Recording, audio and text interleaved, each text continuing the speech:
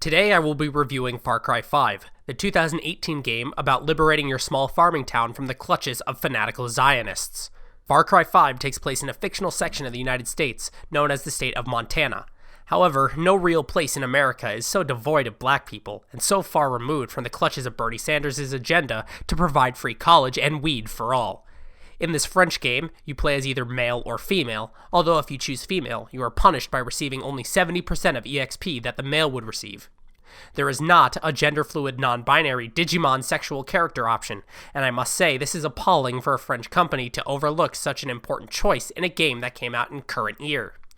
However, this is, of course, Trump's America, so this regressive choice not to add a Z-Zer option is understandable in order to appeal to the small-brained average American consumer. But this also means that there is no shortage of assault rifles and high-caliber assault clipazines with added full-automatic bayonet underbarrel attachments, and women and minorities to shoot. This includes famed rapper Stefan Burnett and acclaimed actress Helena Bonham Carter. As a fan of Death Grips and the Harry Potter novels, despite recent retcons, it causes me no pleasure to kill these icons of American culture. Much of Far Cry 5 is spent shooting at people, shooting at animals, and shooting at fishermen because they wouldn't shut the fuck up while you were just trying to catch a trout. The parts that aren't spent shooting at bankers is spent flying, driving, and boating around the large map to get to main and side quests given to you by various friendly NPCs throughout the game world. These characters include, but are not limited to, Based Black Priest, Woman, Redneck Number 3, Herc, again, a literal bear, and a U.S. Marshal. These quests range from anything from blow up these trucks to blow up these boats, and even blow up these grain silos. There's quite a bit of diversity, and I gotta credit it for that. The story follows you, a rookie sheriff if you choose male, or a rookie secretary if you choose female.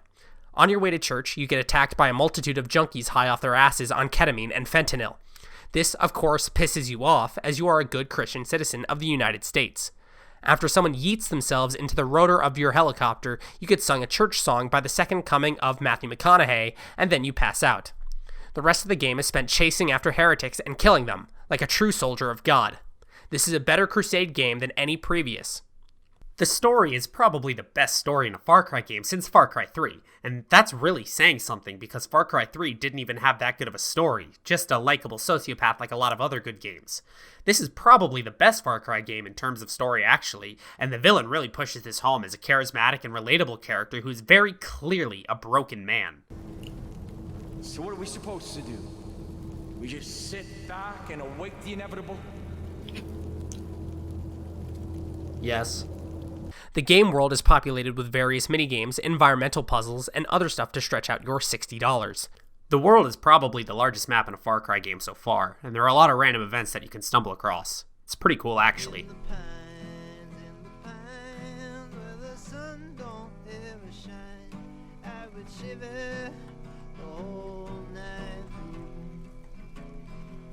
Aw, this is sweet. This guy has a nice mustache.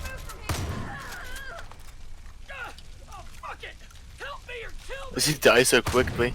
Things like prepper stashes make you break into someone's private property, take their money and ammunition, then claim it was fair because they just left the key to their house hidden half a mile away in a locked safe for just anyone to find.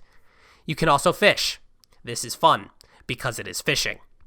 You can also take part in driving obstacle course races, which are fun, I guess, but I never did them, because why would I want to drive a high-powered muscle car through the woods when I could instead be driving it through a crowd of people?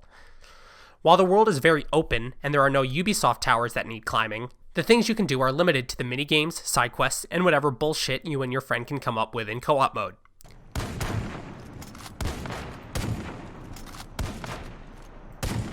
Oh, I almost hit it there, I think. Oh, it's coming back around! Oh, I hit it! I shot it down! I shot the... Oh, shit!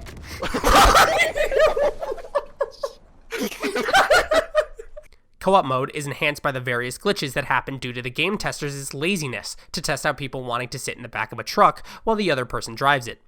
This will universally cause a massive explosion that kills you, your friend, and whatever wildlife is in the vicinity. The shooting is very good. Because this game is a larger, more spacious world than the previous Far Cry games, there is now bullet travel time and drop due to gravity.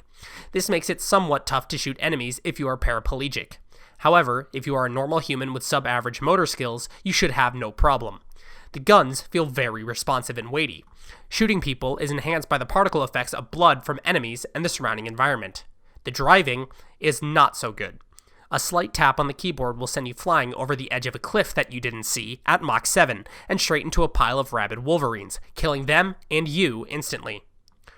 Overall, the game is a lot of fun, even more fun with friends. I recommend you pick it up on sale if possible. Up next, I try to eat an entire jar of mayonnaise in one breath.